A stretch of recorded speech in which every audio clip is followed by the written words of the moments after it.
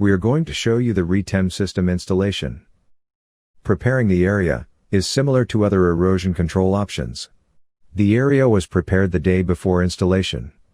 The Retem 3D grid can be brought to the site in a trailer.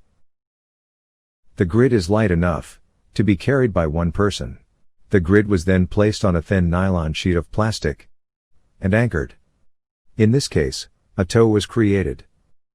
The corners of the grids are anchored, and a spring line helps define the edges.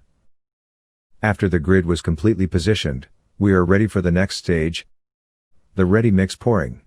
Since the Retem system pour time for the ready mix is shorter than other cement pours, we asked the ready mix company to reduce the truck intervals.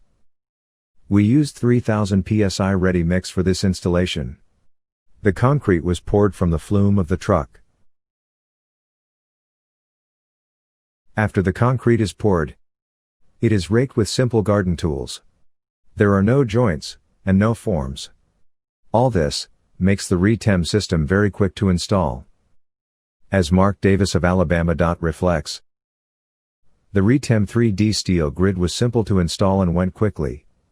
I have never placed concrete without forms or joints.